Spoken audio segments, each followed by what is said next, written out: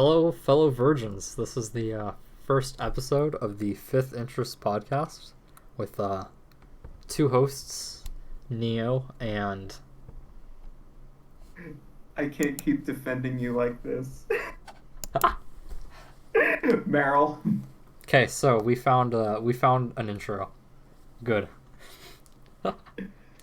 So we are going to be talking. Well, this podcast is just going to be us talking about random things. We'll probably have a few things that recur every episode, and maybe it will become about something specific. But for now, it's just going to be about whatever. The main topics today are Fire Emblem Heroes. There was no Fate channel in June, and there's almost always a Fate channel, which is if you play Fate Go, they do something like this where they talk about things happening. They usually do one for Fire Emblem, a video, every 2 months, every even numbered month, and they did not do one for June, but Choose Your Legends is coming up, which means either late August or early August, or I guess technically mid-August, and they could really hold it off, but most likely early August or late July, an odd numbered month one, will be a Fate channel. Last year they had done one at the 2nd of August and one at the 16th, I think. Yeah. And so there could be something like that again. But we got Choose Your Legends coming up, and that's always exciting. I feel a little bit bad for all the Martha and Erica fans because they probably wanted to be number one and get that exclusive skill. But as a Marianne fan, I am quite happy that we'll see Golden Deer Rule, most likely, or something like that. Maybe not even Golden Deer Rule, because she's not really the ruler. But Marianne is getting a post-time skip and a cool skill. That's going to be fun. And then Gatekeeper, which is just hilarious to me. I will always find things like that funny. Crom is definitely going to win next year. And I think Byleth has the upper edge right now as the lead female. Because I don't think anybody else is there, right? No, I don't believe so. So, that'll likely... being an Erica fan is suffering right now. Yeah, poor Erica fans who have a regular Erica, a legendary Erica, going to be getting a brave Erica, small Erica, winter Erica. Poor Erica fans. Okay, to be fair, small Erica wasn't expected when the entire Choose Your Legends thing happened. Yeah. Oh, of course. I feel, I'm always torn on the legendary and the brave for some things, because it's I don't think you should be holding those against characters oh look, they've got this many ults when it's a legendary and a brave, because that's generally what all the big important characters of Fire Emblem get, is a legendary and likely at some point a brave, but definitely a legendary. Lilina, who isn't going to be getting a brave anytime soon, most likely, because Lucina got a seasonal ult, and while other characters from Awakening Fates, they got a lot of early ults because those are the newest games, the popular games. People hate Camilla all day, every day. But the biggest thing with that is she got a brave, and then she got a legendary. You had Marth of her dress, from Awakening Story, which is kind of lame as an ult in a game like this. And then that version of her was a backup to a harmonized hero and last summer, and that's just kind of I completely forgot. Didn't my alternate account free summon, or was it my cousin? I think it was your cousin. It was your cousin. I know my cousin did. I forgot if I got something off that banner though as a free summon my alt account, because I don't play my alt near as much because it's on a bad phone. But I should probably switch them sometime and just level up stuff a ton. But anyway, Lucina fans, your two we alts. also keep suffering. Correct, and that's it, right? It's brave, it's regular, brave, legendary, Marth, and Marth, right? Yes. I feel like there's another one, but there's Bunny. Yeah, that's the seasonal. Easter. That's the only seasonal. So Lucina's, gotten your typical popular hero alts, and then gotten her other two alts have been her pretending to be Marth with her mask and her hair up, speaking in a deeper voice, and it's I want just Lucina, not pretending to be Marth Lucina. That's fine for a story purpose, and it kind of works. I kind of understand the Tempest at the very least, but given this is Fire Emblem Heroes, I want an alt of a character, seasonal. Not Yep. Marth and Marth as a backup. That's just super lame. Lucina's got nothing serious since. It's very tragic, Yeah. and Prom fans also have been suffering. Lissa fans have also suffered. Lissa fans have suffered even more than Crom fans. Well, Like to be fair, there's a I'm lot 100% more. a Crom fan, but Lissa has her regular and winter. Then she got nothing. She is royalty and has been screwed over and over and over again. And, you can't forget too, obviously there's a lot of characters who aren't in the game yet, and a lot of characters who have 0 alts, but naturally, the popular characters get, the more popular characters get the alts. So, given Lucina is one of the most popular characters, and Lucina literally has one seasonal. Lucina has one real seasonal, and that's it. It is quite low. I mean, Lynn's got Bridal Lynn, Valentine's Lynn, and Summer Lynn, along with the Brave and Legendary, and she's a duo with Oh, did Floriana. you also get Ninja in there? Yeah. So that's what? Base Lynn, Brave Lynn, Legendary Lynn, Ninja Lynn, Bride Lynn, Valentine's Lynn, and Summer Lynn. So 7 total Lynn alts 7 total. that are Lynn. Now, I'm totally fine with this. Lynn was my second 5-star in the game. So I'm always happy to see more Lynns. But, she's gotten a ton of seasonals. Lucina's gotten Marth early on. Because Marth started with Tempest Child, which has been since 2017. And then her, she went on a huge... I mean, it's not really a seasonal, but I guess it's a little... It's kind of like Black Knight and Zeldris. Spoiler, I guess, if you haven't seen those games or know anything about those games. But it's kind of like that in the sense, that's what Marth is. But Marth was still 2017. And Brave was 2017 because she was in the first Choose Your Legends. So she got Legendary like year 2 to 3-ish or something. She was probably like late 2018, early 2019. And then didn't get anything else until being the backup as Marth. And what still kind of makes sense how they did Harmonized Heroes. Like, it makes sense why. But it's still just like, come on. Give Lucina an actual seasonal, please. And then she got the Resplendent, which is drawn by the artist from Etrian Odyssey. Not a bad artist, but they made Lucina look much, much, much younger, which is really... She went from looking like 16, 17 to looking 8. Speaking of Resplendence, Raven is coming up after Amelia, and that is super, super exciting. Raven was my first 5-star back when the 3 and 4-star pool you had the 3 and 4-star pool, and then the 4 and 5-star pool, and then the just 5-star pool, and Raven was part of the 4 and 5-star pool. So Raven was my first 5-star.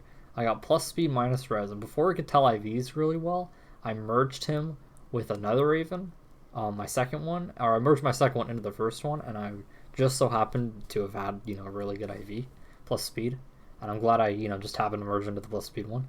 And then, as I merged, I think Raven was my second plus 10. I did Selena first, but Raven was second. And I'm not going to use his new art just because I really like his regular art. I'm a big fan of Akira. But that's going to be super exciting to have Raven as a Resplendent. I'm not sure Going back and forth. I like both of his art. I mean, it's not bad or anything. It's just I'm a big fan of it. Akira's like my top 5 artists in the game. So I'm not really... There's no discussion here for me. I'm keeping one of my favorite artists. I don't think... Are any of my plus 10s in the game? I'm gonna check. Oh, Cordelia got a Resplendent, and then I built Cordelia after that because I never built Cordelia because I never had a good one. Obviously I have the merge thingy, but I would generally use characters and then I merge them because I don't want to merge somebody to plus 10 and be like, So I had never used Cordelia, but after that I was like, yes, because I like Cordelia. Oh, I just got Amelia. I didn't realize I hadn't logged in today. I'm not sure I like this art as much as the regular. Oh, yay, Rajat, Shiro, and Leaf. All characters I've got like +1 merges of. Or, you know what, Rajat? Yeah, I've got all those in +1 merges. Okay, I think Cordelia is my only... I gotta get my daily stuff here. Wait, what did he say? He won 3 piston cups, okay. Sort by level. Oh, Ellie. No, you know what? Okay. It's weird to think of it, right? Because I do have multiple resplendents that are plus 10. I always think of like May and Corin and Selena like right away. Soleil. But I forget that after Eliwood got his resplendent, I eventually went back and got it and it merged him. And then Lelena, who I had been was always near the top of my list. Once she got the resplendent, I went ahead and did her. And then Cordelia.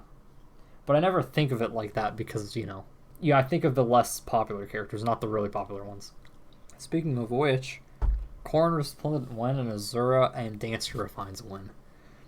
I really want Azura and Olivia to have We'll better ever weapons. be seeing Dancer Refines. As much as I would love them, I don't think we're going to be seeing them No, for a long while. we absolutely are because they're just now doing Distant Counter recently. So Dancers are going to be up soon. I mean, you cannot argue that even at plus 10, right? Azura and all of those are like exclusive, right? Or they're seasonals, or you're somebody in the 5-star locked pool. Not, the 4-star special, right? You're only. So, Azura.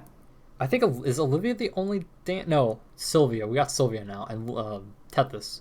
But, like, none of them have, like, they're all, weapons you can pass off to other people, so there's no special weapon or anything. And none of them are, like, Tethys is a dagger. So, you definitely have to probably want to plus 10 her to make her really stand out. I mean, I don't have anybody with a good Sylvia. I mean, Olivia. But, like, my Olivia right now, right, is plus 1 with, if I change her skills and go back to just the Slaying Edge regular, she's plus speed plus 1. So she's got the extra 1 in speed and 1 HP. So she'll hit like 40 HP, 46 attack, 31 defense, 30 res, and like 40 speed is what I think it'll be. Which is, pretty solid, fast and solid mixed defenses, but that's nothing broken, you know what I mean? Mm-hmm. I mean, Fina's stat line, emerged plus 1. I've got plus defense. She's got 41 HP, which would be like, what, 1 more?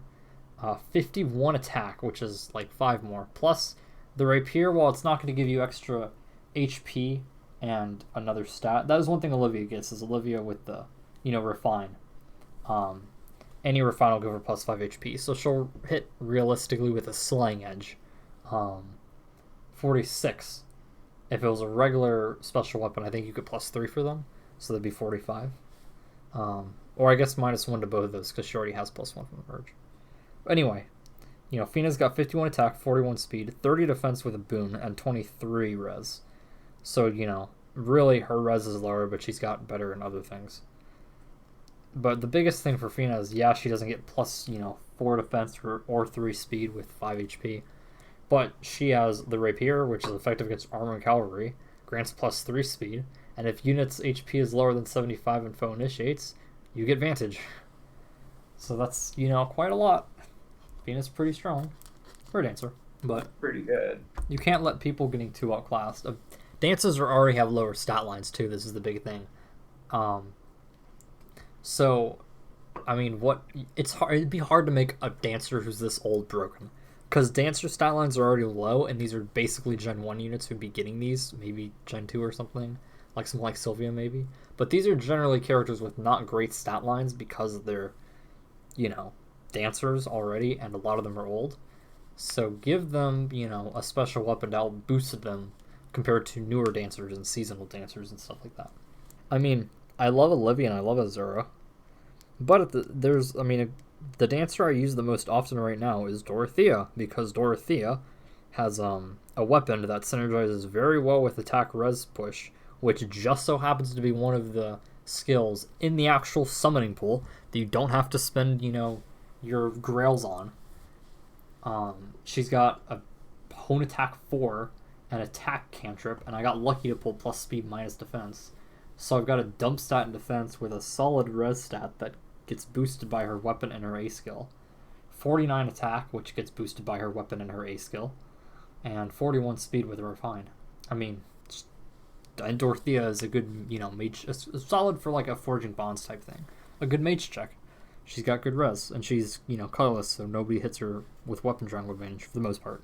I have more reason to use her than Azura or Olivia, and I'm also always in the fear of I don't want to when I hit max hero merit, I try to hold off on using people because might as well use somebody who I've used objectively less. And I also get rewards for using more people, with the feathers and stuff. So I'm always hesitant to use people like Azura too because they're so high on hero merit.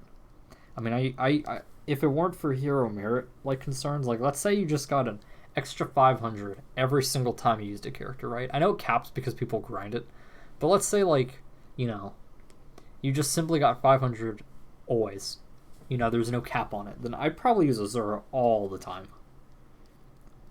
Oh yeah, Azura's at the top because she's merged. I forgot. I have it sorted by level. My Azura is +2, +2. I got neutral.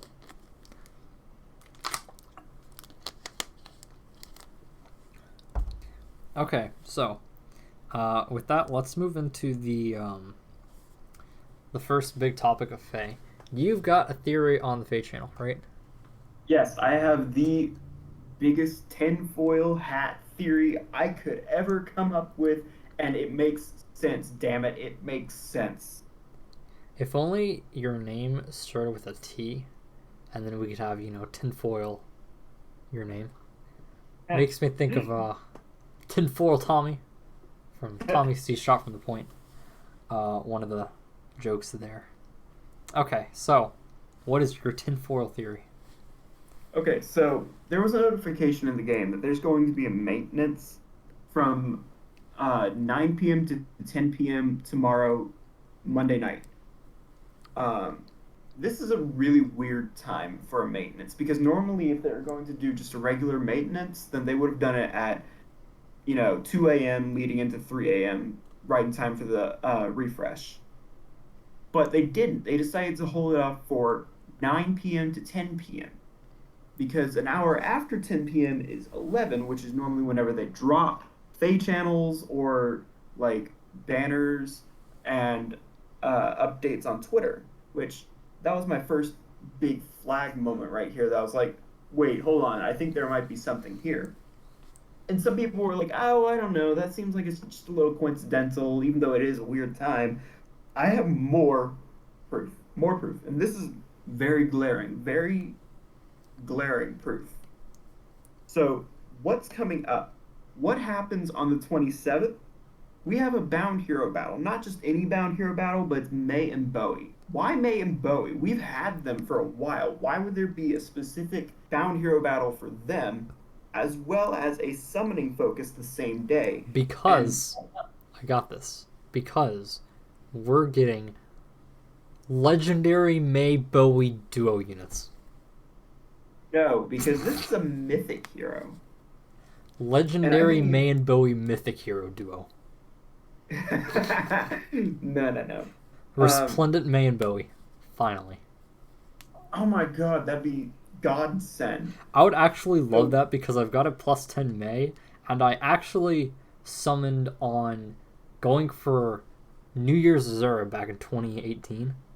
I got a 5-star Bowie as a favorite because he was, in the 4 and 5-star pool. This was during that time period. But he's plus attack, and he's minus... What's my Bowie minus again? Where's Bowie? He's minus HP. Oh. I focus on +10ing, but I should probably merge some of these people like Bowie, because Bowie wouldn't mind the XP and the extra stats. Anyway, continue.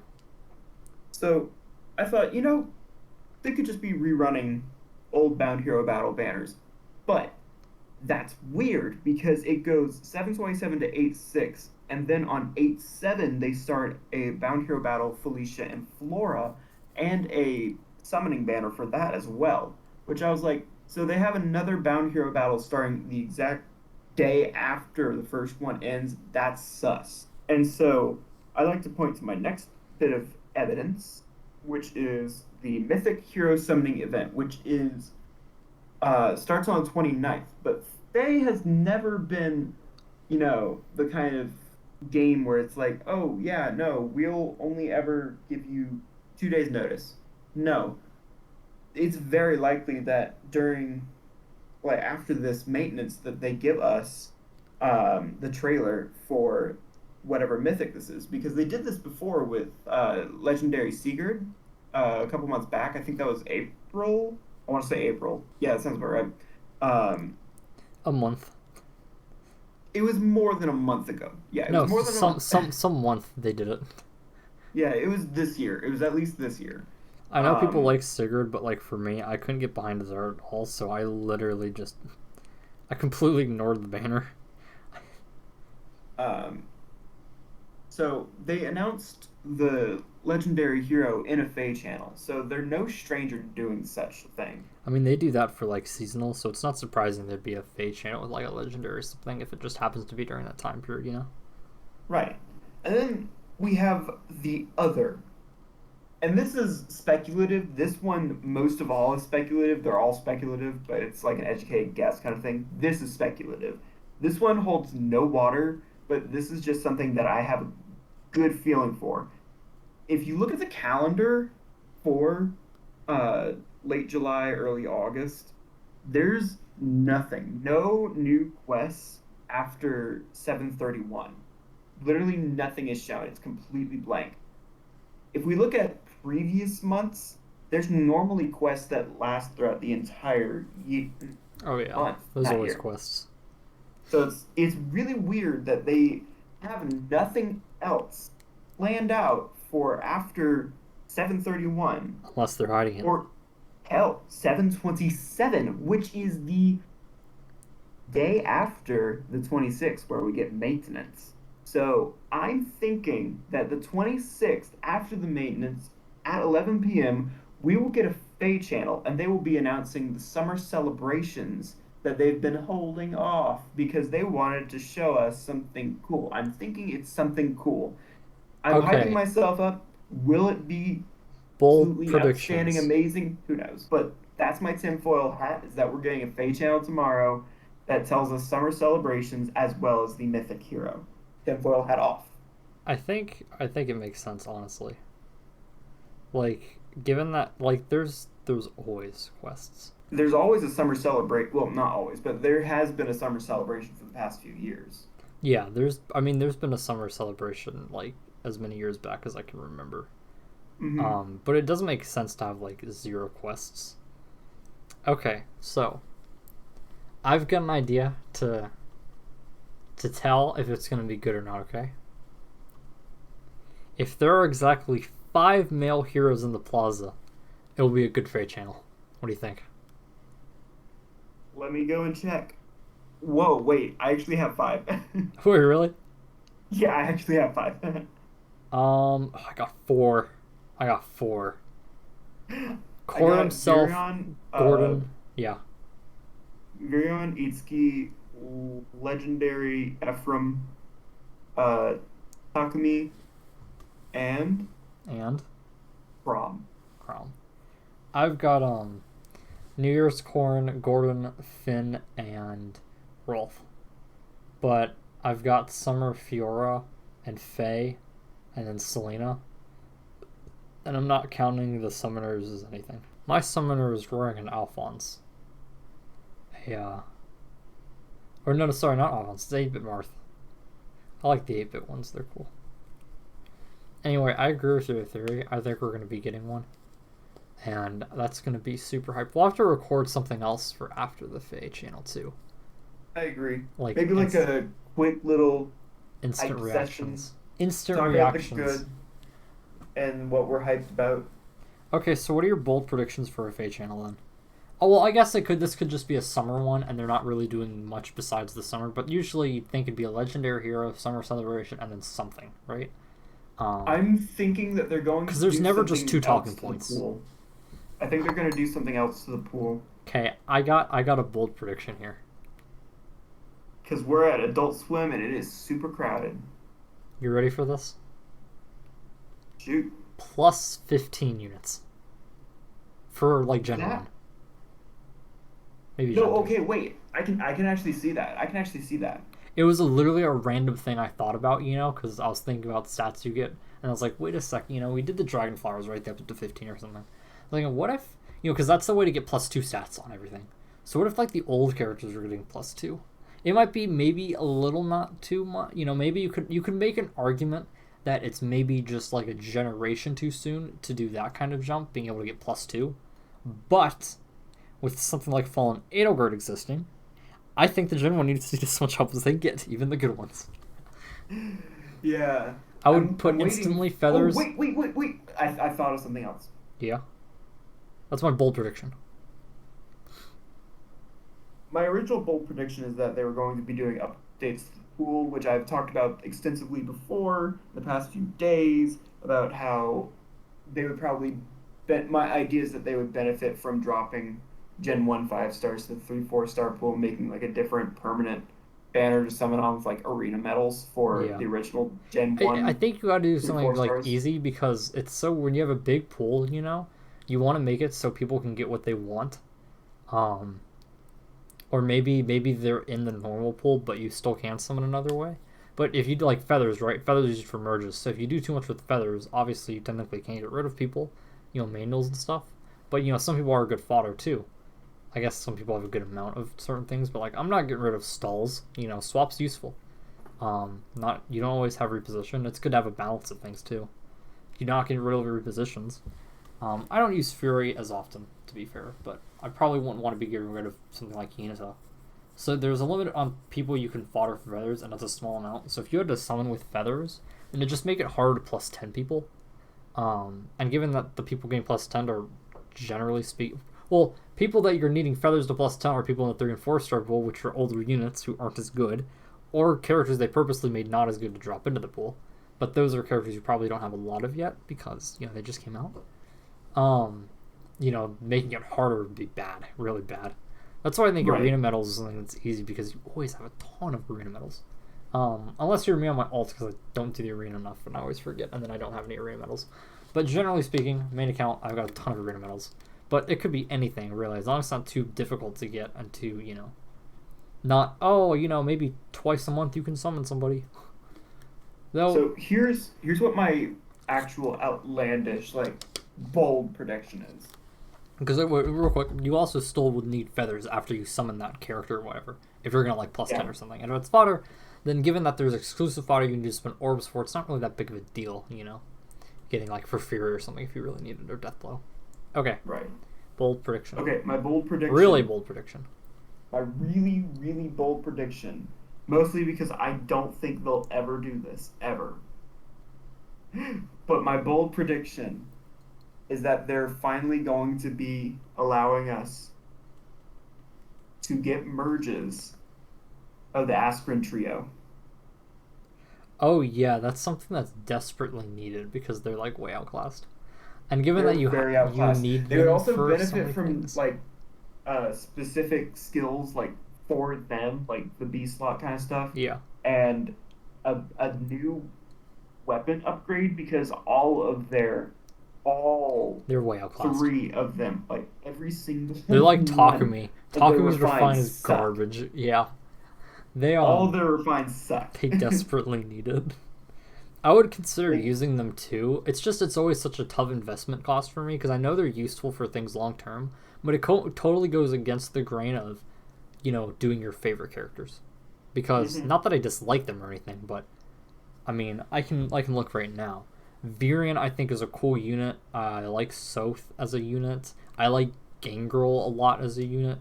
I'm working on Tailtew. I just did a bit more than maybe I would have liked, because I didn't get a 5-star for ages trying to get Ingrid, but I was also going on green. And now, once I 5-star everybody, I'll up to +7 Sylvain. I love Sylvain. Yeah, just other characters, especially if you had expanded out people, right? To like, if it was even easier. Well, if they moved the 4-star, I love that. I like the idea of the 4-star special taking things out of the banner, but they're still ridiculously hard to get, because they're essentially a free off-focus unit, essentially, but it's, you know, completely random, being a off-focus unit. You cannot obviously summon for them on the easier banners, but as that gets bigger, you know, you cannot have a rotation of, okay, every 6 months you can get Azura if you want to merge. Right. And some people will put money into orbs, but I feel like most people probably aren't putting money for orbs into these banners specifically. So, I mean, maybe some whales, but even then, whales are probably focusing on actually new units, not old units. So I can't Yeah, like imagine these plus are 10 fallen money Edelgard. makers.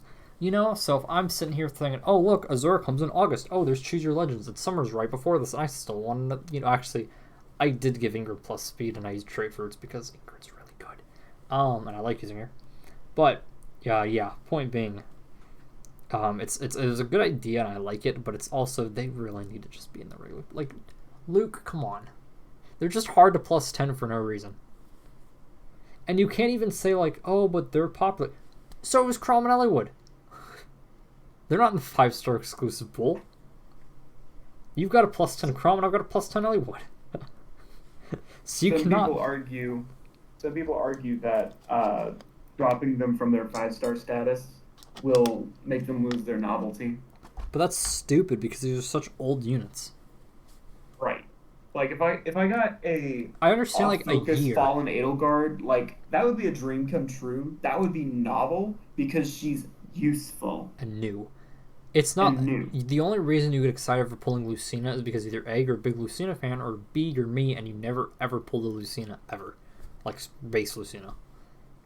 So it'd be cool. But even then, like I pulled Alm, and it's like, oh man, it's Alm, right? And 5 seconds later, it's like minus who? HP, or no, you knew even better. You know who I pulled like a couple months ago? Who? Plus attack, minus speed, Ephraim. The only problem is it's Ephraim, and Ephraim has 54 attack, which is good with a boon, 22 speed, 20 res, dump stats, 45 HP, which is above average, 32 defense, which is again a bit above average, so he's a decently tanky unit, but he's slow, so he's getting doubled by everybody. And his skills are Siegmund, which is Hone Attack 2, grant plus 3 attack to adjacent allies for 1 turn, Sealed Defense, which is great, but it's after you attack, so it's nice. You do more damage on the next enemy phase when they attack you, or if you get you dance to them. And then Threat and Defense, which is also in the same boat here, and then Moonbow. And it's like Ephraim's really cool, but boy is he way outclassed by everybody. I mean, like I might as well. My Dancer Berkut has a better stat line than him. Right, and Berkut with plus HP. Berkut being a seasonal unit has more novelty to him, and he's a dancer, so he has usage. Distant Guard is better than any of Ephraim's skills. Like Berkut is better as a unit and is better like as a support unit because he's a dancer than Ephraim. So I have zero reason to use Ephraim unless I just really like I want to use Ephraim. But even then, I've got Legendary Ephraim, and Legendary Ephraim's gonna be getting an upgrade. Next time or the time after? He's in one of the next 2 sets. He's coming up. I forget. They're doing it roughly in order, I think, of how they came out. But that means Ephraim's going to be in either the next set or the set after, most likely, because I'm pretty sure he's one of the first 8. Like, I forget everywhere, right? We've gotten Ike and Realm have gotten it, Gunther and Lynn have gotten it, Fjorm and Fallen Robin have gotten it. I think Ephraim is next in line. He's a blue unit. He has to be next. Okay, I do have a good idea on him. But, I've got plus defense, minus HP, pretty good. I've got plus attack, minus speed. Same as the regular Ephraim. Oh, real quick, let's talk about the legendaries and mythics who got upgrades. So let's start off with Ike, right? Ike got a refine recently as well. I think if I'm not mistaken, it's one that gives him like a boost at an HP threshold or something in combat. It's the same one as his regular. Hold on a second. Well, yeah, I know that. It's just I don't have it. Let's see. Rock now accelerates special trigger cooldown count -1. At start of combat, if unit's HP is greater than or equal to 25%, grants attack speed defense res +4. Yeah, so it's just a good overall thing, Special trigger and a stat buff. So he got Radiant Aether 2, which at start of wait, what's the wait, I need to look at this real quick. I need to read these together. Okay, so Radiant Aether during combat treats foe's defense res as if reduced by 50% or restores 50% damage dealt. Radiant Aether 2 at start of turn 1 grants special cooldown of -2, so he starts at 2 instead of 4, and then does the same. And then on top of that, they gave him the option to run Joint Drive res instead of Defense Tactic, which is nice. He's got lower res, so you can boost his res, And you can also team... Let's see, he's weak to blues, right? So you could team up with the green mage, buff that green mage's res as well. And then I could take, the green mage would take those blue hits. I could take the green hits for the mage. And I guess it'd be red there, though. Wait, my color's confused. I'm trying to think of, when you're synergizing two types roughly, so one of them takes two and the other one takes two, kind of. Like red can take red and green, and a blue can take blue and red, right? But basically, you could pair him with like a mage or something and give them a bit of a res boost, and he'd also get a res boost. And then Fjorm got one, right? And Fjorm also got a weapon refine. I don't have Fjorm's refine because I haven't gotten refines in a little bit for anyone. I've just been kind of saving. Yeah, I'm saving up for can you pull up Fjorm's? Brave Micaiah. Can you pull up Fjorm's real quick? Yeah. Well, yeah, that's probably what's... Well, they'll probably be August's, right? Yeah. Yeah. Lictor. At start of combat, if unit's HP is greater than or equal to 25%, grants attack, speed, defense, res +4 to unit during combat, and neutralizes unit's penalties during combat. And also, if foe initiates combat, grants an additional defense res +4 to unit during combat. So, that's good. The problem is that it does not synergize with the attack defense unity they gave her. And you said they're giving her a mirror stance. They cancel each other out pretty much. So you said they're giving her a mirror stance, right? Yes, I'm pretty sure that's what they had.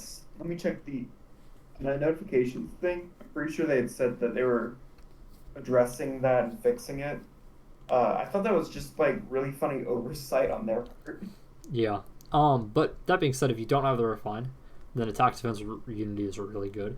Ice mirror. It goes from foes attacks by 30% to foes attacks by 40%, and then your boost is by 40%. You could correct me if I've got that, but I don't want to read the entire skill again, But ice mirror, just again an improvement. And then yeah, it was attack defense and unity. So those two were nice, especially because distant counter units are always useful, because if you need something to check bows, like, obviously you could just have a really tinky unit, but in my opinion, it's better to be able to deal damage back to those people. I guess there's always the random scenario where if they hit you twice, they don't get their special off, but if you hit them back, that's enough to give them their special on their, the third hit now, or their second hit, but the third hit of the combat. But I mean, generally speaking, right, it's better to do damage than let them just chip you and get their special quicker without you doing anything back to them.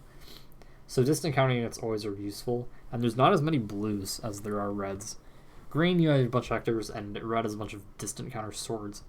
Blue doesn't have as many. I know there's Harden, as Sirius / Camus or Camus, but it's not as many.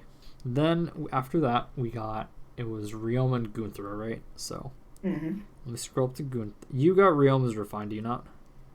I have. Yeah, I have it. For Legendary. So what is his refine? Legendary Ryoma. So, first off, Bushido 2 is what makes him super good. Although Raigento is a really good refine. Yeah, I want to. What's Ragento's refine? Ragento's refine is if unit initiates combat, or if unit is within 2 spaces of an ally, grants attack, speed, defense, res +4 during combat, and neutralizes effects that grant foes follow-up attacks and effects that prevent units' follow-up attacks during combat. So it's like null follow-up as well as Omni boost, like a joint drive, everything. Yeah. Then although it only works for him. Yeah. And then on top of that, they gave him Fortress Defense 2, which is a super good. Just kidding. I gave him that when who did I fought her with? Fortress Defense or Fortress Defense? Was it It's I am Ferdinand von Eyre, right? He's the one who has Fortress Defense on him. So given him reposition, I gave him Fortress Defense just because why not, right? So Bushido 2. Bushido was just deals +10 damage when special triggers. So it was a Wodao. Wasn't it also neutralizes effective against flying, or is that new? No, it was literally just Wodao. as a skill. Oh, that's lame. Yeah. Then Bushido 2 neutralizes effect against flying bonuses, which is what the dragon skin does on Fallen, or not Fallen, but Grima, female Grima, the legendary. Grima. We'll talk about it in a second. And then deals +7 damage, so a bit less, but if unit speed is greater than foe speed, reduces damage by attacks during combat and from area effect specials, excluding Ricker, by percentage difference equal to stats times 4, max of 40%. So basically, he got, Spurn or any of those types of skills, except no positioning involved. Wrath, or not the Wrath one, I forget what it's called. I forget all the names. There's close call or something. There's, I forget the other one that's a positioning skill right off, and there's like Spurn, which I think is the Wrath one, right? But basically the point is he's one of those, right? And then they gave him attack speed rain to put over guidance, which is nice. It makes him a bit tankier and also makes him more likely to double. And then Gunthra. Repel. There we go. Gunthra, can you pull up her refine real quick? Yeah, I don't have it yet, but I know it's really good. Wait, do you have a Gunthra, right? I have a Gunthra, yeah. Just making sure, because then you can pull up it on the refine screen. Because I'm getting their skills and all that pulled up. So yeah. I just need to see the refine. There we go. Blizzard. The refine is that at start of combat, if units' HP is greater than or equal to 25%, inflicts penalty on foes' attack, speed, defense, res during combat equal to 4, plus any current penalty on each of those stats. Example, if foe has -7 penalty to attack, inflicts attack -11 for a net penalty of attack -18 during combat. Calculates each stat penalty independently. And then Blizzard naturally grants bonus to units attack equal to total penalties on foe during combat. So basically, the thing that made Gunthra so rough, in my opinion, is like I pulled a plus speed minus attack. Her original A skill is Fortress Res. If I put Fortress Res on, then that gives her higher res, which makes her ploy, her C skill, more likely to activate because she needs to have 5 more. She needs to have higher res than the person she's playing. But that drops my attack down to 39. And 39 is, bottom of the barrel of any unit. That's like Spring Xander with neutral. If you took Est's weapon off of her, that's like 1 more attack than Est without her weapon. You're getting way down. That's Dancer levels, or worse than Dancer levels, really. And that is a huge issue. So hers fixed that. They gave her attack res solo 4, so now she can just naturally have higher attack and res and not have to worry about subtracting one of them, especially when you have a bad minus stack like me. And then Chilling Seal was originally if units above 50% HP, inflicts attack speed -6 on foe on the enemy team with the lowest defense. The lowest defense is usually the higher res, so. And then this one inflicts attack speed defense res -7 on foes on the enemy team with the lowest defense through the next action. It inflicts -7 attack res on foes within 2 spaces of foes on the enemy team with the lowest defense through their action. So she can really debuff a lot of people, which makes her weapon even better. Gunthra got much better. And then lastly, Grima and she also got attack res solo 4. Yeah, which I was saying is much better than Fortress Res. Oh, absolutely! Like, no doubt about it. The problem is her attack is just too low naturally. So if you have a neutral attack, you're still going down to low, and if you have minus attack like me, you go down to way too low. So, Bell Vessel Robin, legendary female Grima. Can you pull up the refine? You said it's really good, right? Can't. I'm remembering correctly, it's good. Yeah. I mean, you've got regular Grima +5, right? I got regular Grima at +5. That's so funny. Prior to talking about her refine, her A skill dragon skin got a dragon skin 2, yes, which now keeps the neutralizes effective against flying bonuses, which is what it originally did, but now it's also if foe initiates combat or if foe's HP is greater than or equal to 75% start of combat, grants attack speed defense res +6 to unit during combat and neutralizes foe's bonuses like fortify, rally, etc. And it also gave her speed res rain 3. That's so good. By itself, that's already really good. Just thinking about how Lynn doesn't have a refine.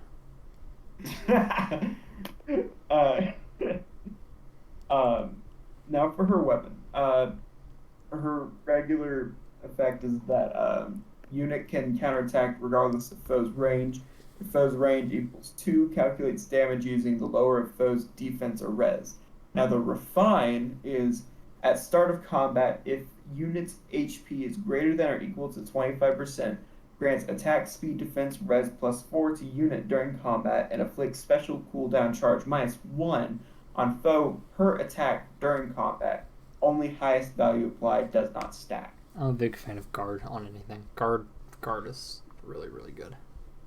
It's guard, and it also allows for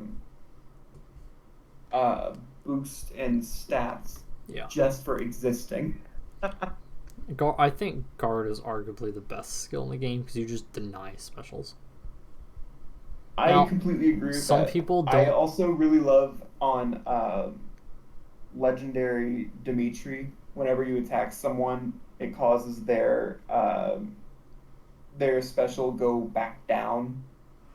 Yeah. Because you can guard someone all day, but if they're ready and procced, if you send Dimitri in, they can't get you. I think guard is just because except for people who just have like fallen Edelgard or ridiculous like A, B, C skills, and weapons. Most things, what really gets you is having a special go off if they're not absurdly strong. But even then, if most units, if they're that absurdly strong, you're not countering them with the right thing because, if you're countering with the right thing, they're not going to kill you. Mm-hmm. R.I.P. Lynn. Lynn doesn't have a refine as of right now. So Swift Mole Gear is just the same. Effective against flying foes. Grants +3 res if number of allies within 2 spaces, excluding unit, is greater than the number of foes within 2 spaces. Grants attack speed +5 during combat. And I'm just, going to my refined thing. There is no legendary Lynn refine, sadly. But she did get updates. Law of Sakai. If a foe initiates combat and the number of allies within 2 spaces is greater than 2, greater than or equal to 2, grants attack speed defense res +4. Now if unit initiates combat or if unit is within 2 spaces of an ally, grants plus attack speed defense res +6 during combat. And also, if foe uses sword, lance, axe, dragonstone, or beast damage and unit speed is greater than foe speed +5, foe cannot counterattack. So that's really interesting because someone really so like Brave Edelgard just straight up cannot counterattack against her. And Lynn definitely is going to double unless Edelgard does something that denies doubles, which she might. I probably does because Fallen Edelgard kind of just denies every single thing you can do to her. But this also is nice for distant counter because this is another way. Like mages, right? If they don't one-shot, they're vulnerable to the counterattack. But Lynn's just going to deny them. And then, to increase her speed, joint drive speed instead of speed tactic, which is definitely better. So those are the legendary refines we've gotten recently. I've got plus defense minus attack on Lynn. That sucks. So, with that, I thought might as well just talk about all of those since, we'll be getting Ephraim soon, right? But to kind of review the previous ones since there haven't been a lot of them yet, and then we can talk about them as they go. So, with that, I don't think there's anything else to talk about with Faye right now, unless you have something else you wanted to say. I'm very much looking forward to the day that Bride Tharja gets a refine. Yeah, same. I'm looking for the day. I like that they're doing. I wish they'd kind of bring out more in a sense, because you get good amount, but there's always like one seasonal basically, and there's so many old seasonals that need it. I wish they'd kind of just do like 10 and do like just a seasonal banner, like all the original springs, because I don't think any of them have a refine, or all of a banner that doesn't have, but the person with a refine if somebody's already gotten one, and then do like 5 regular units on top of that instead of just having one seasonal. Because how long is it going to take us for like Summer Tiki, Summer Gaius, Summer Frederick, Summer Robin, Summer Corrin, Spring Xander, Spring Lucina, like all of these people, Spring Sheeta, Bridelia. How long is it going to take them to get refines at this rate if they're doing one at a time? They're going to be, 10 years old by the time some of them get refines at this rate. So that's one thing where I wish they'd speed it up a bit, is with the seasonals. You can keep the same rate for regular units because there's kind of a pattern with how quickly people get into the game and all that, and units getting older. But seasonals, if you're doing once, they're just going to be totally outclassed. I wish they'd make them 4-star specials like the old ones when they come back, so it'd be easier to pull them if you wanted to merge them. I definitely have to consider like a Bridelia at that point, Oh, absolutely. If I could get her much easier than wasting like 10,000 orbs to get plus 10, I'd be so happy. I mean, for me, that's basically what it is, because it took me 150 to get a 5-star going for both green and blue on the summer banner, and I got 3 4-star Sylvains and a 5-star Sylvain. That's good though, because that's at that rate, you need 11, right? Because you need a base 1 and then 10 merges. So 4 and 150, 8 and 300, 12 in, 450. That's reasonable. Though that's a bit of good luck too. I got good luck. I think the average curve is like 700, but still way better than 1400. And if you're like me, I guess I've not told the story yet. I've complained about it in YouTube videos, but I got Sylvain here, 4-star special, right? I didn't get Pity Broken or whatever. Before this, it was a Hero Rises. I got focuses there. I got 2 Dimitris, and then I had to spark Corrin because I wanted Ceros and Corrin, but Corrin's a priority, and then I pulled another Corrin to break my pity. So I never got Ceros. The Knights of Ceros banner. I free summoned Flame, I believe, and I got Seth like shortly after, and I got Catherine. I had to spark Shamir. I got focus units, but the one I did want was Shamir, who I had to spark. And then I pulled Marianne and her banner. I switched. I got Pity Broken at like orb 35 or something. And I decided, you know what? I'm going to optimize my chances, even if it costs a few more orbs, and just go blue. And I was lucky to get Marianne. And besides those 3, every single normal banner that isn't like a only focuses, I have not pulled a single focus unit. Those 3 banners are the only ones since summer last year. Well, no. Choose Your Legends, I got focus units. I didn't pull Lysithea until summon number 92. And you have to do 120 to get all 3 sparks, so you can kind of guess how many orbs I spent to get her. And that was my first focus. I pulled... I didn't even get focuses on Hero Fest, which is like even better odds. Insane. And the main banners that I've summoned on too, right? Marill can vouch for this. I wanted Ingrid, and I wanted Sheeta, young Sheeta. I pulled a Byleth, which is what you wanted, right? Pretty early on. Yeah. And then after that, it took me like 250, 300 orbs of getting nothing. And I went to an 11.5 pity timer, summoning both reds and blues. I did greens and colorless like the first couple sets. Then I stopped because I don't want to get pig broken by those 2 colors at all. And yeah, I've really had just bad luck the entire last year. Though my alternate account the funny thing is when I switched from my old phone to my new phone, that's when my luck turned. But on my old phone, I've had ridiculous luck on my alternate account. I summoned in 54 summons, Valoria, Ocean. I think it was 5 Minervas, Spring Minervas, about 5 Spring Minervas or something. It was a lot. It was like five Spring Minervas, like 2 5-stars and like 3 4-stars or something. Maybe it was 6, maybe it was 4, but I think it was 5 or 6. And I pulled like, I think I had, when I checked last, I had like 3 Severas. I thought I only got like 2 because I think we kept going to try to get a merge or a better IV. And then I pulled a perfect Indigo and I pulled a Mer duo. So, like, my luck was ridiculous. But my luck isn't anything but ridiculous. Well, it's ridiculous in the complete opposite way on my actual main account. Anyway, we can complain about that later if I have a bad summoning session. Especially if Brave Heroes gives me another nightmare. I'll talk about that with Brave Heroes coming up. Last Brave Heroes, I summoned nobody in the first 40 summons.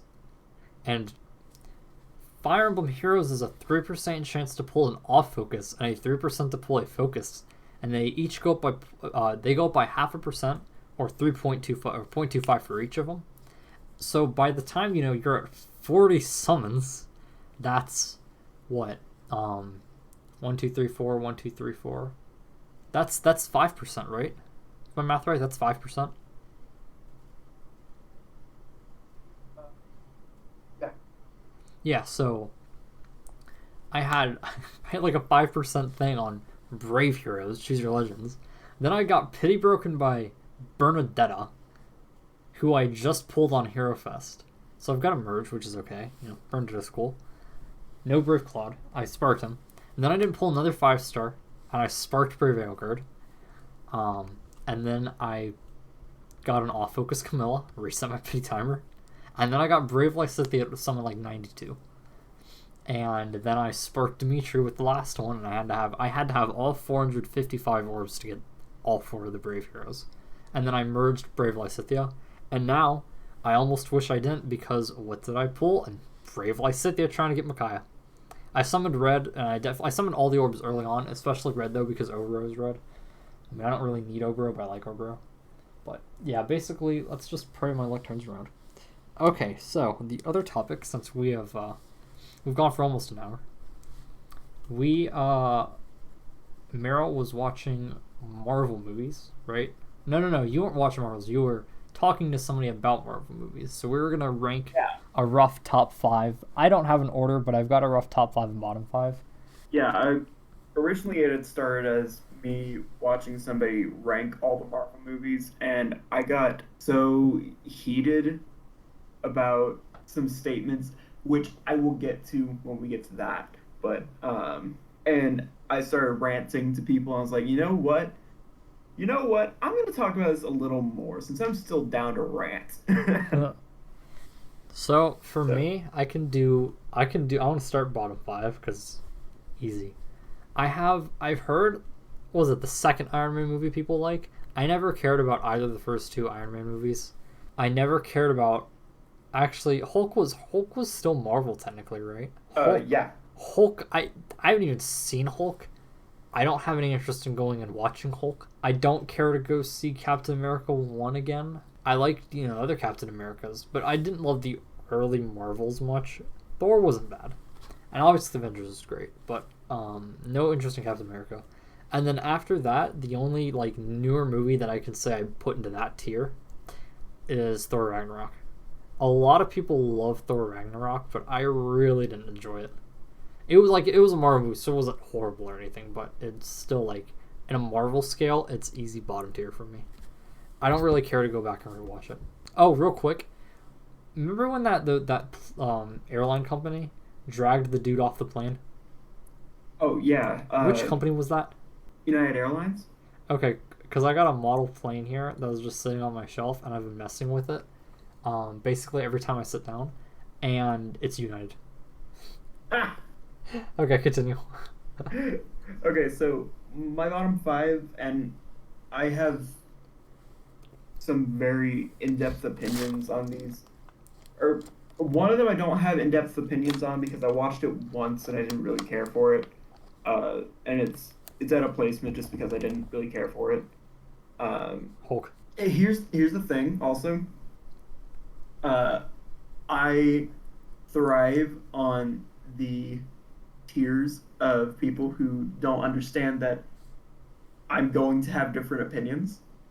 You're not allowed to have different opinions. We have to have the same exact opinion and live in an echo chamber. Oh, fuck! Anyways. So both the bottom 5 and my top 5 are going to have a controversial opinion. The bottom 5 more so than the top 5, but we'll get there. So bottom five starts off with my favorite of the bottom five being Avengers Endgame. Just letting that kind of sink into the to whoever's listening to this.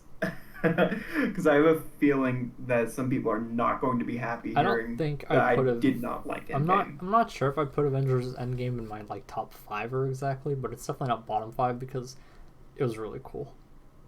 It's cool, but the more I thought about it, the more overly convoluted it was, which is going to be funny when I talk about one of my top five, um, because that's just plain ironic. Actually, I should Um, say I don't care as much for part one. Like part one is fine. It's part two was interesting though because you started because every like half the people got snapped away, right? So part two specifically is interesting because you only have like half the cast. Oh, I guess you technically have all of the Avengers still, but then you've got like Ant-Man, who's was certainly not really interacting with the Avengers much until this point. So, um, See, here's my thoughts about Avengers Endgame is that it starts out really well because it goes off like well, no, not goes off, but it starts off with what I really wanted well, from this actually, to be movie fair, you do have a is lot of that crossover in the first part too. right, like we I get a just like lot Ant-Man, of so fallout from Infinity War. We get to see how all these characters are coping after what cope. happened with the snap, and I thought it was very interesting how they explored these things. Except for Thor, I thought that was booty. That was awful. I hated what they did to him, and I'll Yo, get into my wait. grievances more Thor in a minute. Thor is like the best character in part like the beginning part like the beginning like third or whatever part one. Thor is I love how they just made him, completely wasted all the time. I thought that was hilarious. It was all right. They just made far too many fat jokes, and I wasn't okay with it. Shoot, Um, where's my I don't as long as they're funny. I thought generally that it was a funny scene seeing them like that. I like the meme where it's Shrek and then Mordecai and then Rigby. You remember that see, one, right? yes. That one's that My I love that also made me laugh a lot seeing that meme. my grievances with this movie start becoming more and more apparent as the film goes on because the only two characters that I felt like this movie actually cared about were Tony Stark and Steve Rogers To be because fair, this this is the movie end of their does arcs. everyone else so dirty. It's the end of their arcs, so that's what's the most important. Right, and they do a really good job for those two. They do really good, except I hate what they end up doing with him at the very end. Like that just irritated me, but I digress. Um, He kind of reminds me of Joe Biden at the end. Just his look. I hated that. Agent Chris Evans gives His me total Joe entire Biden vibes. thing was about learning that it's okay for him to move on from the things that he's lost because he still has the ability to live a life. Like he still has that chance. But then they're like, nah, he's gonna go back in time and be with Peggy again. It's like, okay. I mean, And that irritated me. if I'm Steve Rogers, then I'm probably doing the exact same thing. If I've got that opportunity. It just rubbed me the wrong way. It seemed very counterintuitive to his arc. Yeah. It, However, it what they ended up doing with Iron Man for this movie was great. I thought this was his movie first and foremost. But man, this movie does Black Widow dirty. I don't Like, like that she's dead because she's one who didn't have a movie and didn't have a show, and now she has a movie. It's the it, like, two what do you years call it? too late. No. It's the what do you call it? Like the origin story of Black Widow, except she's dead.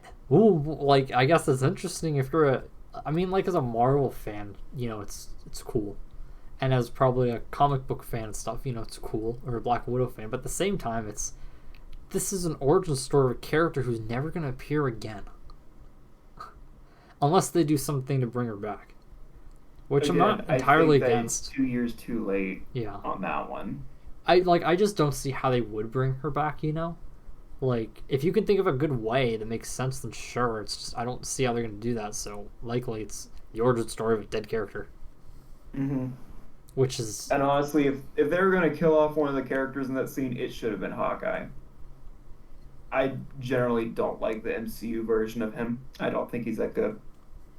I like Hawkeye, but it also kind of falls into the minor hero category where I'm a big fan of the minor heroes, and Hawkeye, like, fits that perfectly because he's, like, the most irrelevant Avenger of the six. He never got a movie. He didn't really play a part in any of them. Like, at least Black Widow was in a lot of people's movies, you know? Working with, because she worked, she was in the Iron Man movies, she worked with, Captain America, and was in his movies. Hawkeye came in for Civil War. He was in Thor very briefly, but he was in the first Thor. Very briefly, but I don't even remember that, right? Exactly. It's almost negligible just how short his screen time is in the first movie. He's known for what? Hi, I'm Hawkeye. I don't care. With Black Panther. Like, that's another one too. I'm curious to see what they do with Black Panther now, because that is going to be very interesting. Yeah, I'm guessing that it's his sister is gonna take over or something, or maybe it's the commander.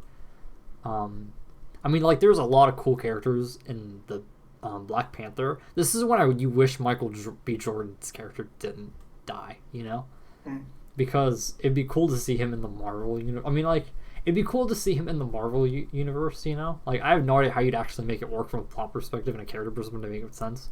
But it'd be cool, especially even that, Chadwick Boseman passed.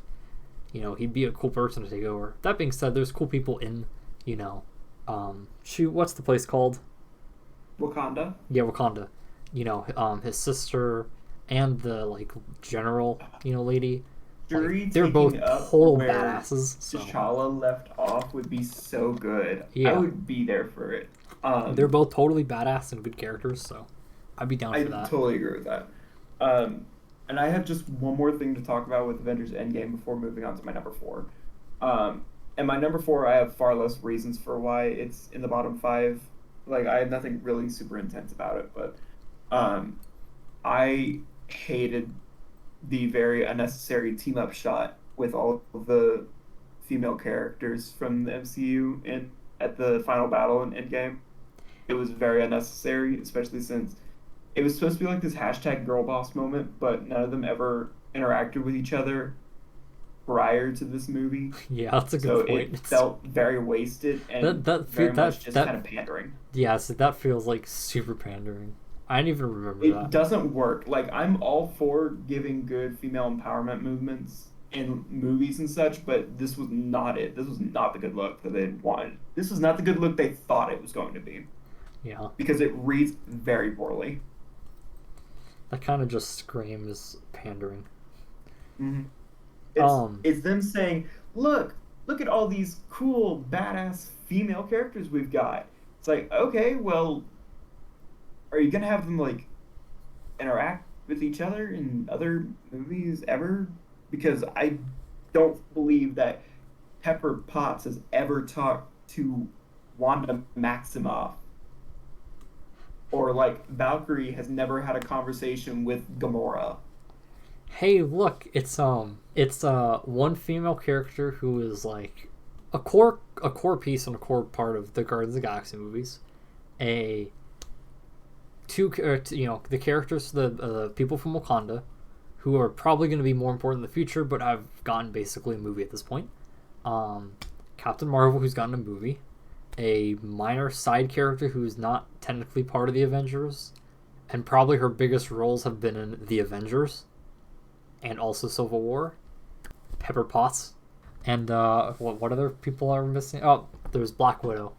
She's important. No, she was not there. Oh, she was dead. She was dead at that point. At the very bottom of cliff. Yeah, so she was dead at that point. So yeah, I mean, the other thing too is a lot of these characters. It's like if you have a team-up shot of Hawkeye, Falcon, Bucky. I mean, they're cool. It's just they haven't really done much in the grand scheme of things. They never got their movies. Prior to this, because yeah, they got Falcon shows and the Winter after. Soldier, that statement kind of doesn't age well. And so same with WandaVision. WandaVision was so good, but that's beside the point. The only thing I'm curious about is how they're gonna do everything, because you said that WandaVision and Loki go right into the next Doctor Strange, but I can tell you right now, I doubt everybody has Disney Plus, and I doubt everybody also wants to watch a full series. So they're not very long. Combined, I think Loki has 6, 8 episodes. WandaVision only has 8. And okay, that's not too bad. Winter Soldier has the most at 9. They're not long. Okay, they're just extended movies. If they got trilogies or something, then that's not too bad. But even then, right now they're just locked on Disney Plus. Yeah. So, I mean, I haven't seen The Mandalorian yet.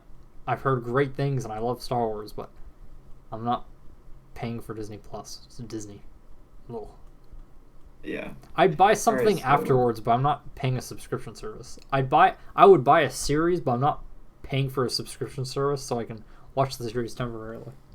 Right. That's literally my biggest gripe with them being Disney Plus locked, is that it's well, I would love to own these things on DVD and Blu-ray because I enjoy having a collection of these things, but also it's just far better because with the internet you have an unstable connection and boom, you can't watch it anymore. So it's why would I want to pay for a subscription service with wonky internet service that could go down at any moment when I could pop in a DVD? Yeah, I know. That's why I like owning physical copies of things. It's like music. I want to own physical copies of music, or digitals, and I have them the actual files and stuff, not relying on a streaming service or something. I don't want a streaming service my music. Now, I'm fine when there's a stream, Spotify recently put up actually it was Netflix. Netflix put on Spotify playlists for the Fear Street movies, so it has all the songs that are featured in all 3 movies, which I think is very good because I don't have the money to buy all those songs because I definitely don't have them. And I wanted to listen to all of them in their respective playlists, and I thought that was cool. So for me, I think people I listen to on YouTube put music on Spotify. At least some of them do. But even then, it's easier for me to have all my music and actually owning it. And then I also don't have to worry about... Well, actually, I know you don't have to pay to even have a Spotify account. I'm guessing you have ads, though, in the music or something? Yeah. Unless you pay? And also, you don't have, immediate playback. Yeah. Which sucks. Yeah, so just that in itself, I'd like immediate playback. That in itself, I'd rather just have the music. And then I can have the music for all time, too. Mm-hmm. That's one thing that I always am scared of is, companies will eventually try to do things to take away being able to have physical or digital copies of things where you never own anything at all and you have to stream everything. That's a nightmare of a society. Mm-hmm. So, but you have to legit worry about that, though, that eventually companies will do that. That is definitely a worry. It's like with cars now. A rabbit hole that will go down in a future installment of this series. Like with cars you now have more and more screens, which isn't bad, but I mean, I'd rather touch a button or a knob for. Well, I know volume is modern days on the steering wheel too, and same with tune. But I'd rather be able to manually touch something. I have to if it's on a screen, even if you can know that you're pressing something on the screen, I still have to look to know what I'm pressing because, well, it's not a volume or tune knob where it's very easy to tell what's a knob, or the shape of the button, and that's dangerous and also not as good. I assume most systems with screens have them all on the main page, so you don't have to press anything other than the button to volume up, volume down, or climate controls. You don't have to click a button to go to climate controls and then a bunch of other things like that, because that would be seriously dangerous. But still, it's better to be able to do it and just feel it and adjust it without having to take your eyes off the road. Mm-hmm. Yeah. I do not want. That's the one thing. It's like I would buy an electric car. Well, I mean, I still like gas cars, but like I'd be willing to buy an electric car in the future. As technology advances. Like I'm not gonna be solely completely against it or something. But if my options are an electric car with a bunch of like screens or a big screen, or a gas car, because you can buy used gas cars, and I don't think many countries are going into a position where you'll never be able to get a used gas car or something, or it's way, way, way down the line, right? I don't think our country's anything like that. That's mainly mostly Europe, where they might eventually ban used gas cars, but I think generally it's you can buy used cars of anything for a while, at least here. I'm going to choose the used car if it's got buttons and knobs and switches, as opposed to the electric car, just because of that. Unless the electric car is that much better, but that's like one of the biggest things I do is adjust climate and stuff. So, not many things I'm going to be using more than that. Okay, so I'm going to try to like power through these other ones as quickly as I can. Yeah. So, number 4 is Captain America, the First Avenger. It's serviceable. It does what it needs to do for an origin story, but I'm just not really into war movies, and I found it kind of boring. I think the early ones, I think they got better. They got funnier, and you got better characters, and you saw more crossover. The origin stories don't have as much crossover, which isn't always like a bad thing or anything, it's an origin story, so it makes sense. And there's some like cool characters, but this is, Bucky when he was good, but also died, right? And then, was it Peggy? You said her name was, because I totally forget. Yeah, Peggy Carter. Peggy. But some cool characters. You kind of wish some of them Bucky did come back, but Bucky's there for a little bit and dies, and then Peggy was just into this one, right? And then after that, because he at the end of this one he crashed and was in like the iceberg or whatever. And she had her own show, Agent Carter. Oh yeah, I kind of remember that. But yeah, in the movies, right? That's really the only time you're seeing her. So there's kind of some cool characters, but yeah, it wasn't my favorite. Well, she's actually seen in another movie, but she's old, like old. Yeah, she's in like Winter Soldier at the very beginning. I think it's Winter Soldier. But yeah, she's very old. All right, number 3. I'm not counting that. And though. I literally made a video about this earlier about how it's an unpopular opinion to say this, and you already mentioned it earlier. Thor Ragnarok, number 3 least favorite. And literally the funniest thing is that somebody jumped into my mentions, like trying to prove me wrong. It's like, dude, you're proving me right. And I just found it so funny. It's like, this is a video about unpopular opinions, and you're proving me right. So like, you're just a hater. My biggest problem with this movie is that it's too funny, and it's because it's always funny all the time. There's no consistent tone, because you'll have a scene where it's like you have a Thor queuing up the fight against Hulk in this dumpster area or whatever, and he makes a joke about that, and it's like, oh yeah, this comical little fight, and you'll have cut to a scene of like Hela walking through carnage, but someone still makes a joke. It's an inconsistent tone, and because everyone is so funny all the time, like always saying singers, one-liners, none of it is memorable to me. None of that movie is memorable. I know, I barely remember anything from Thor Ragnarok, and that was one of the more recent Marvel movies. Before the pandemic. Except for the ending, and it's only because the ending to the Ragnarok is the very beginning of Infinity War. No. So, yeah, like, aside from Jeff Goldblum, because Jeff Goldblum is just Jeff Goldblum in this movie, like, he does absolutely Jeff Goldblum things. Like, that's it. That's all he ever does, is just be Jeff Goldblum. And that's all I really like about this movie, is that he's there. And because Thor is made into this goofy character that he was never really a goofy character, since he's like that in this movie, a fourth wall breaking goofy character, it's like, well, okay, fine. Like, I had interest in his character, but now he's just a wisecracking himbo. It's like, I'm not really into that. Kind of ruined his character. I'm interested to see how he is. Well, I'm interested to see how he is with, the Guardians. Mm-hmm. That'll be interesting. So number 2 is The Incredible Hulk. I feel like my issues with this movie is really issues. It's not super memorable. I don't really care much for this movie. Hulk was never super interesting to me to begin with. My favorite Hulk is Infinity War Hulk. I like the whole. I enjoy the, Mark Ruffalo, actual character, or the Banner character, just in Hulk's body. Oh, that was Endgame. Yeah.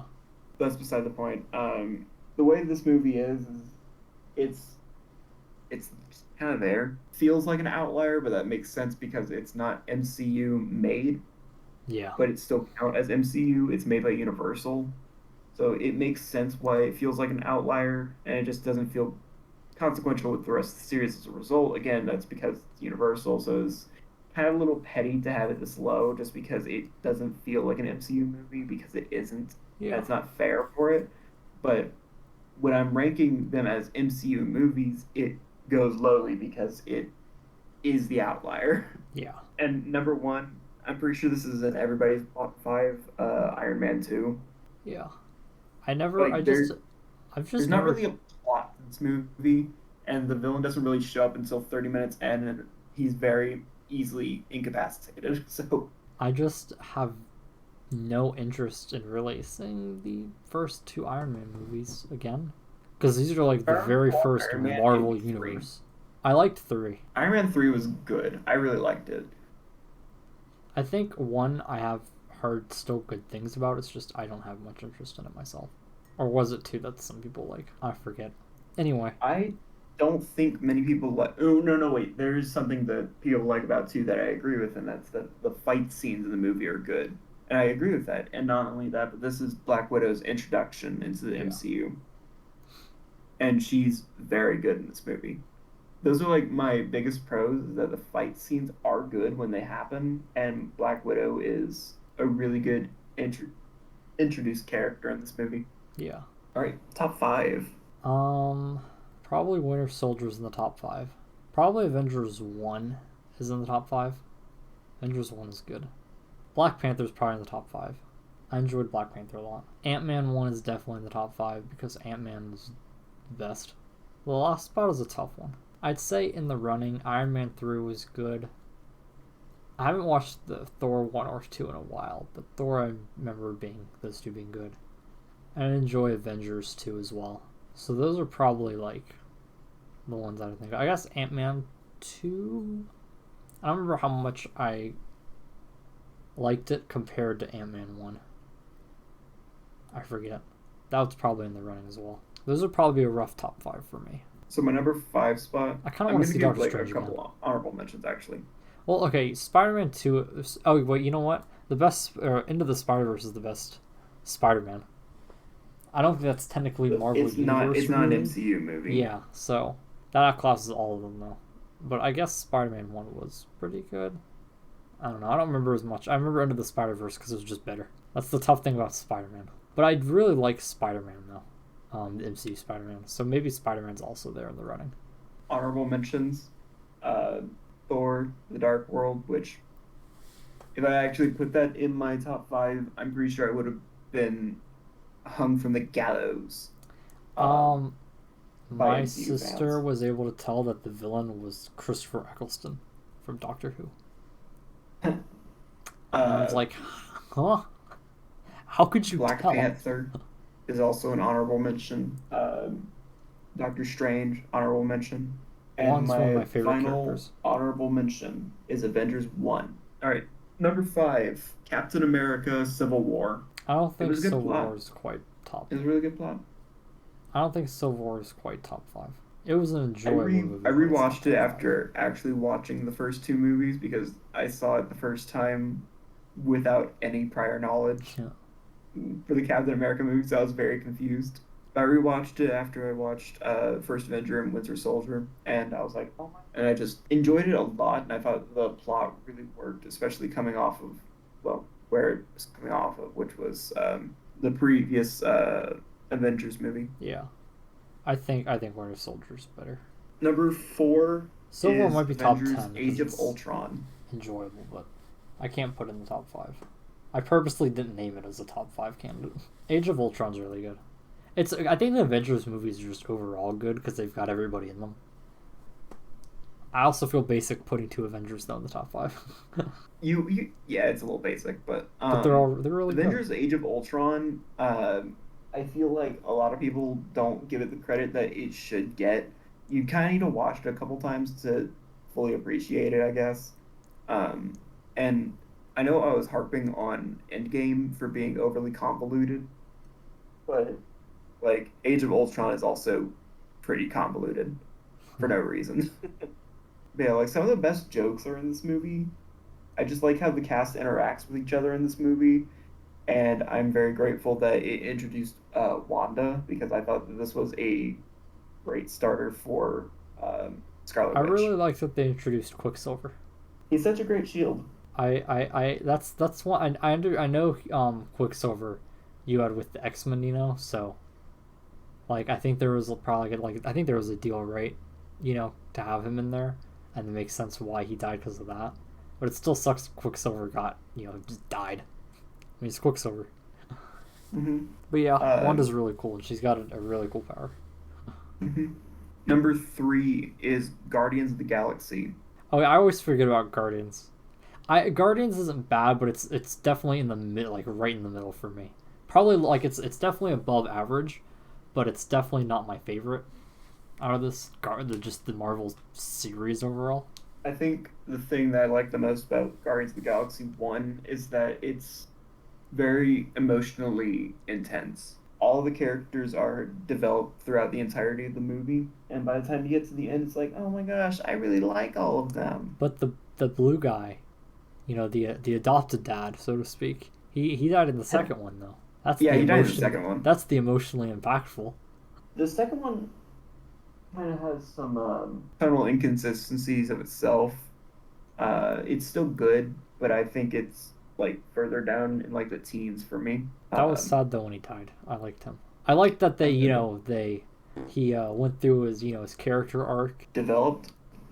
Not quite developed. I was just say, they had him change, so he wasn't total villain at the very end there, but it made it sad that he died. So number 2 is Spider-Man: Homecoming. That was the last Spider-Man movie, right? No, that was the Oh, first. that was the first arc. I was gonna say the second one is not top 5.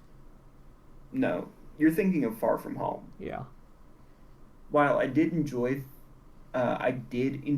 Far From Home, it would be lucky to hit the top 10.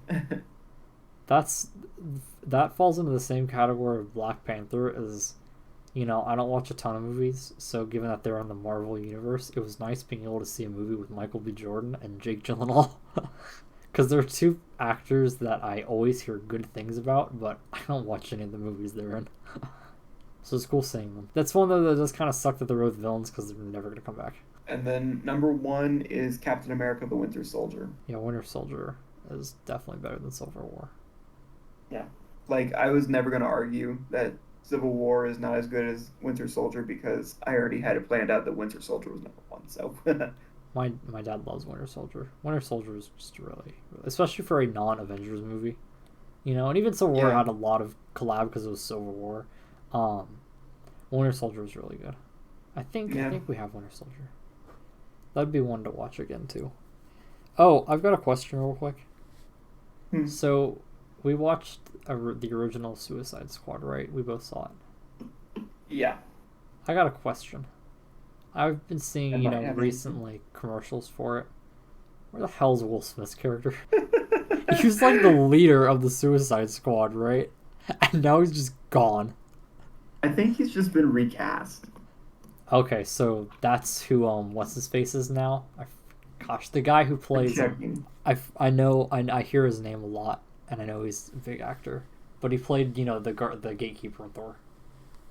What's his name? Idris Elba. Yeah, Idris Elba. I mean, he's a great actor. Like, what? Like, come on. I know him as Will Smith. If that's the same character. But that's weird going from Will Smith to him.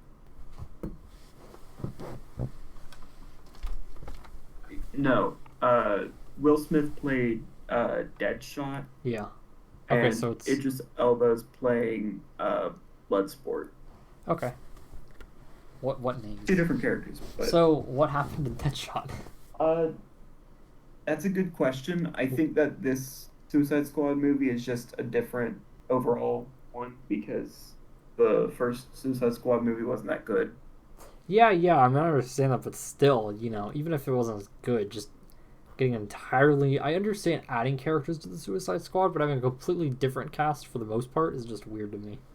Except for what, basically, maybe the conductor or whatever, and the police, and then like Harley Quinn.